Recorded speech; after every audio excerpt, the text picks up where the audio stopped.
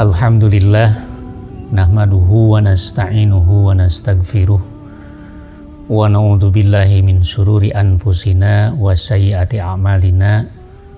Man yahdihillah fala mudhillalah wa man yudlil fala hadiyalah.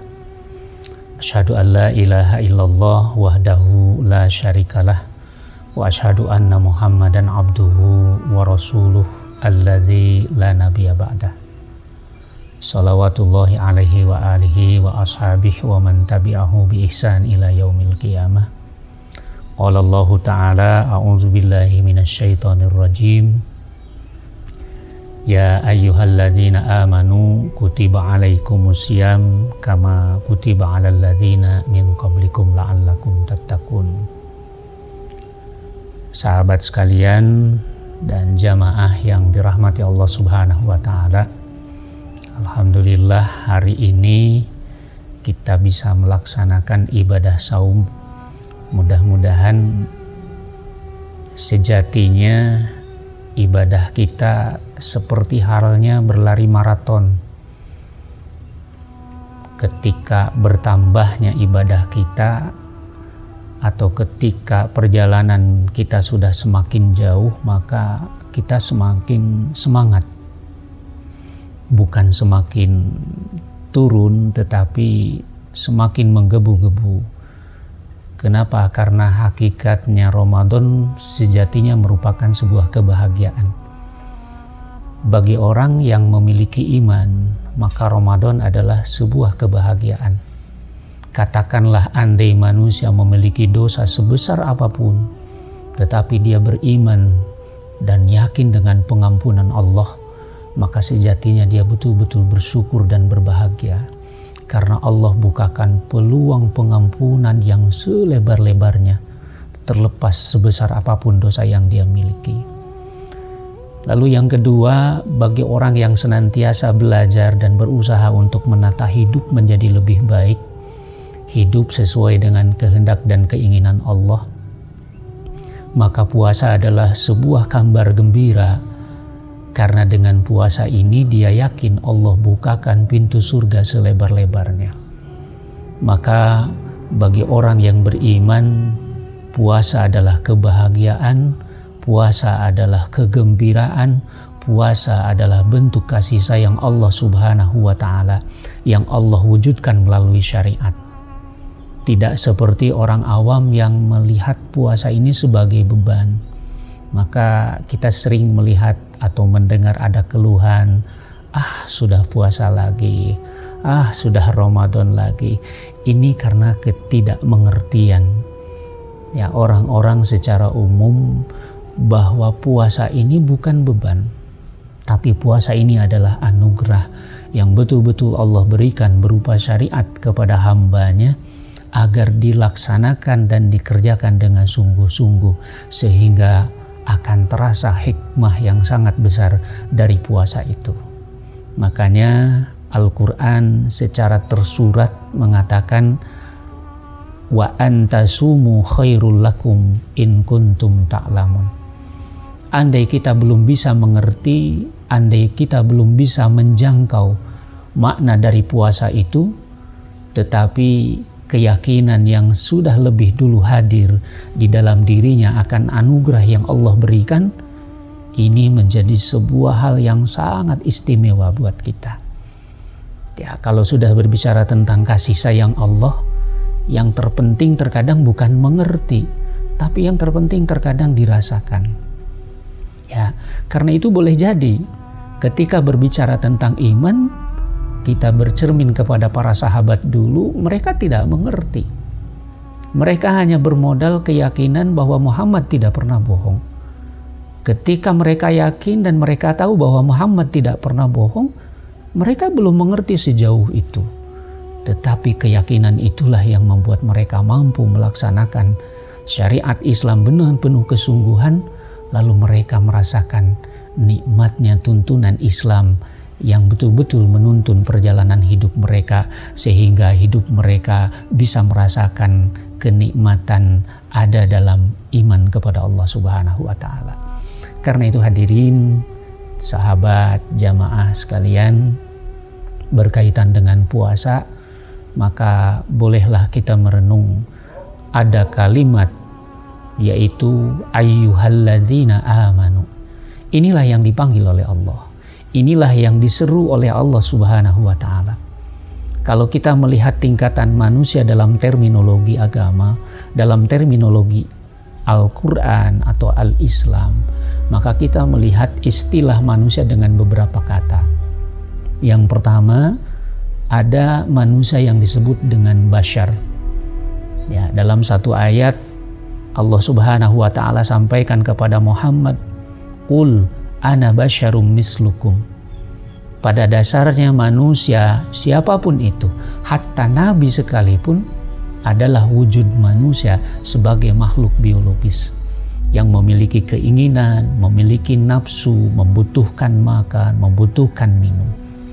Ya, bahkan kalau melihat dari tatanan ini, maka kata bashar tidak lebih dari seperti hanya seekor binatang.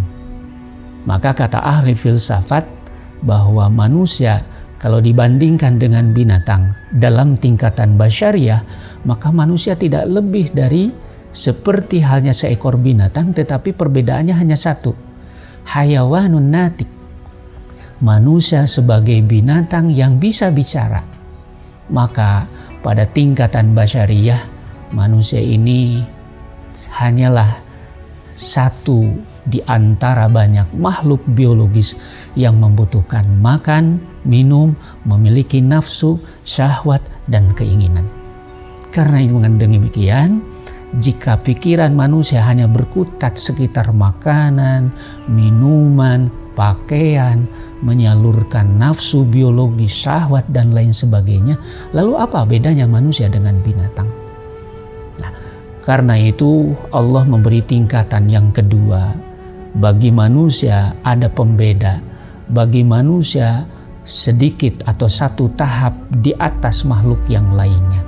Maka Allah menjemput manusia sebagai insan. Kita sering mendengar kata-kata insan kamil. Bahkan dalam satu ayat Allah menyitir, walaqad khalaqtal insana fi ahsani taqwim. Sungguh kami telah ciptakan manusia dengan sebaik-baiknya bentuk. Bentuk secara fisik, tetapi jauh lebih dari itu, Allah memberikan sesuatu yang tidak diberikan kepada makhluk lain, yaitu akal. Maka dengan akal, dengan satu saja perbedaan yang dimiliki oleh manusia, sebagai kelasnya, sebagai ordonya, sebagai tingkatan levelnya, makhluk yang Allah ciptakan ahsani takwim, maka dengan akalnya ini manusia sudah bisa menentukan kelasnya, menentukan levelnya, sebagai manusia yang berakhlak, sebagai manusia yang berpikir, bahkan kesananya sebagai manusia yang berbudaya, dan lebih tinggi lagi adalah sebagai manusia yang beradab.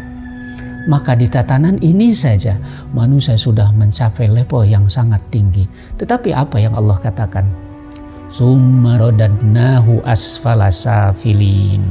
Pada saat manusia tidak menggunakan akal pikirannya dengan baik, lalu Allah berikan hati, tapi manusia tidak menggunakan hatinya untuk merasa dan menimbang, manusia kembali kepada derajat yang lebih hina lagi. Bahkan di dalam surat Al-A'raf Allah katakan kal an'am, derajat manusia ketika jatuh maka tidak lebih dari seekor binatang, balhum adol, bahkan perilakunya jauh lebih hina daripada seekor binatang ketika manusia tidak menggunakan akal dan hatinya. Karena itu teman-teman sekalian, sahabat dan jamaah sekalian, Allah memanggil kita dengan kalimat ya ayyuhalladzina amanu. Ini merupakan tanda bahwa orang yang dipanggil oleh Allah untuk melaksanakan ibadah saum bukan lagi manusia yang hanya berpikir tentang makanan. Itu sudah lewat, karena kalau orang hanya berpikir tentang makanan maka levelnya adalah di tataran basyariah. Tetapi Allah memanggil orang-orang siapapun orangnya. Ya ayyuha, wahai siapapun yang di dalam dirinya ada iman. Allah memanggil untuk melaksanakan saum.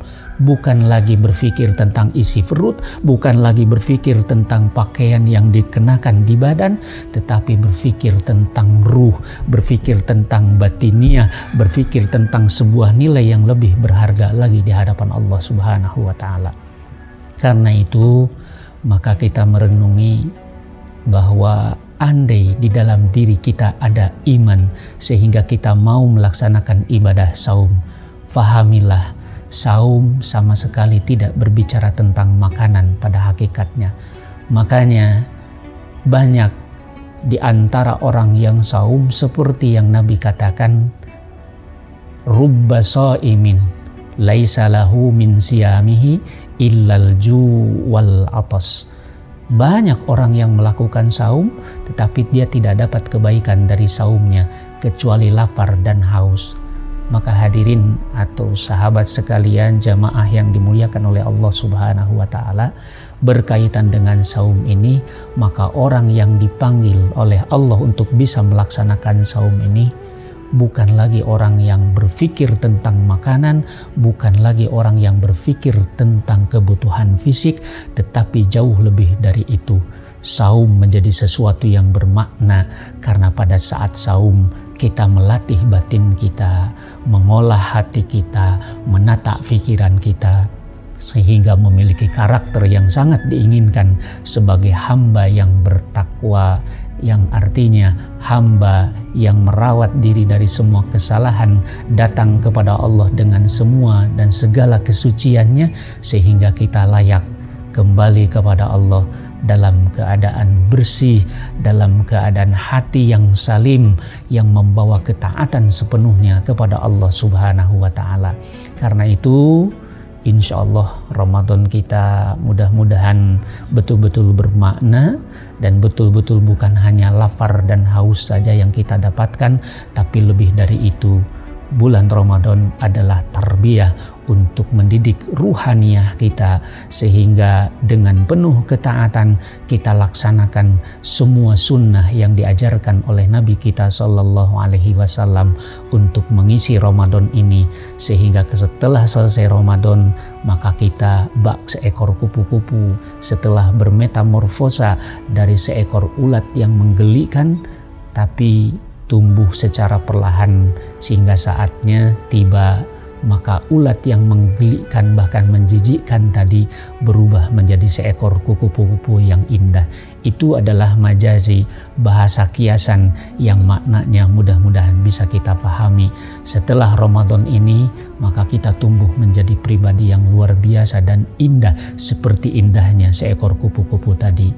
Itu yang bisa saya sampaikan pada kesempatan ini. Mudah-mudahan bermanfaat, sedikit motivasi, dan mudah-mudahan ada yang bisa kita petik dari uraian ini.